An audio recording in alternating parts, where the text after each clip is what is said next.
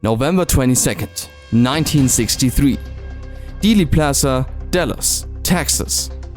A shot rings out, but it misses. President John F. Kennedy ducks, stunned but alive. And just like that, history veers off its path. What if JFK had survived the assassination attempt? What would America and the world look like today? In this documentary, we dive deep into a world that almost was. A world where Kennedy lived and changed everything. And with that, my friends, welcome to another episode of What if Gore got elected instead of George Walker Bush? How were we protected for the coronavirus? What about 9/11? Who founded the KKK? Why Hayes instead of Tilden? Did all of them get away? You gotta ask history. You wanna ask history? We have to ask history. Guys, let us ask history. You gotta ask history. You wanna ask history? We have to ask history. Guys, let us ask history.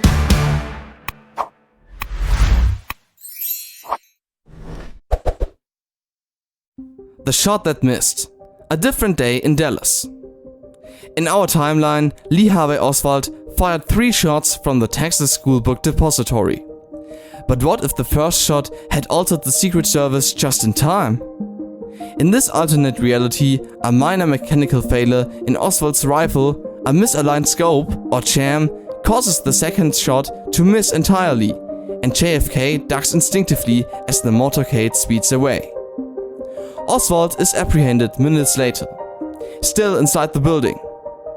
Without a successful hit, there's no chaos, no Jack Ruby killing Oswald, and a full trial reveals more about Oswald's connections, motives, and perhaps even deeper ties, real or imagined, to Cuba or the Soviet Union. Conspiracy theories still swirl, but with JFK alive, the focus shifts to national healing, not mourning. The Shockwaves. Reactions across the country. America is stunned, but relieved. The nation rallies around the wounded but recovering president. Lyndon B. Johnson remains vice president, sidelined politically as Kennedy's power solidifies. The FBI and CIA face tough scrutiny for failing to foresee the attack, and an emboldened JFK demands greater transparency from the intelligence community. Kennedy's approval ratings skyrocket. He becomes a symbol of survival and resilience, which strengthens his mandate heading into the 1964 election. The second-term agenda. A new frontier realized. Re-elected in a landslide, likely still against Republican Barry Goldwater, Kennedy's second term is a mix of visionary progress and political pragmatism. His cabinet remains largely intact, though he distances himself from some hawkish advisors. Ted Sorensen, McGeorge Bundy, and Robert McNamara become even more central to his presidency. RFK continues as Attorney General, pushing forward the administration's civil rights agenda with the president's full backing. The economy, boosted by tax cuts and increased government spending, remains strong. Kennedy continues to champion technology, education, and infrastructure, his new frontier expanding into real policy initiatives. Vietnam. A War Reconsidered. Kennedy had already expressed skepticism about deep US involvement in Vietnam before Dallas. Surviving the assassination gives him more political capital to scale back American involvement. While some advisors push escalation, Kennedy orders a strategic withdrawal of US advisors, arguing that South Vietnam must stand on its own. There's no full-scale escalation like under LBJ. No 500,000 troops. No Tet offensive. The war ends earlier, or becomes a regional conflict that doesn't dominate American headlines for a decade. The national divide that defined the late 60s, mass protests, Kent State, the draft, never reaches the same fever pitch. Civil rights. A different yet determined path. Kennedy was slower than LBJ to act on civil rights. But surviving the assassination and seeing the groundswell of support changes his approach. He pushes for the Civil Rights Act, which passes in 1964 with his backing. but with less arm twisting than LBJ used.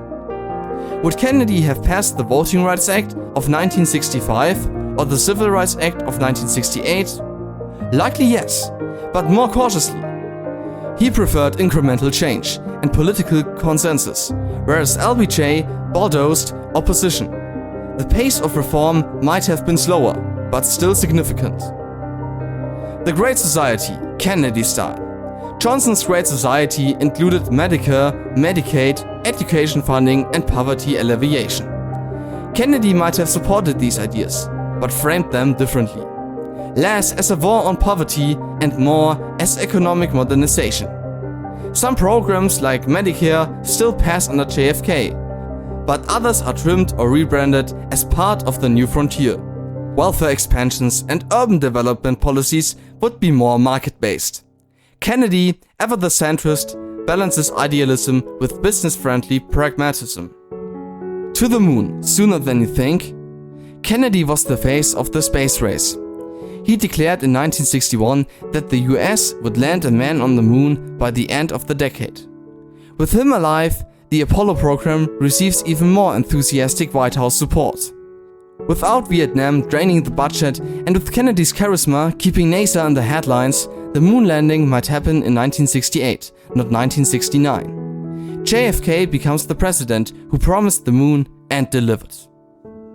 Election of 1964. Goldwater still falls. Republicans still nominate Barry Goldwater, who runs a campaign emphasizing small government and a strong anti-communist stance. But after surviving an assassination attempt, JFK's approval soars. His charm, vision, and resilience sweep the electorate. Kennedy wins easily, perhaps by a wider margin than even Johnson did in our timeline. The final years, legacy in the making. Kennedy finishes his second term in 1969. He likely avoids the scandals that tainted LBJ, and Vietnam doesn't define his legacy. Instead, he's remembered as the president who modernized America, advanced civil rights, though more cautiously, and took humanity to the moon. His influence reshapes the Democratic Party, empowering a generation of leaders, including his brother Robert, who may run for president himself in 1972. Watergate may still happen, but under vastly different political conditions. How would Kennedy be remembered? In this alternate world, Kennedy isn't a martyred icon. He's a living legend, not frozen in time, but remembered as a president who fulfilled his promise. He's celebrated for progress and vision, not mourned for potential lost. He likely writes memoirs, teaches, and advises future presidents. Perhaps he even sees the Berlin Wall fall, old and grey, watching from the sidelines as the Cold War ends. What do you think? Would a surviving Kennedy have brought lasting peace and progress? Or simply a different set of challenges? Write your opinion and version of the story in the comments below. Please be polite and kind. If you want to know what would have happened if Parker defeated Roosevelt in 1904, click on the video on the left. Thanks for watching.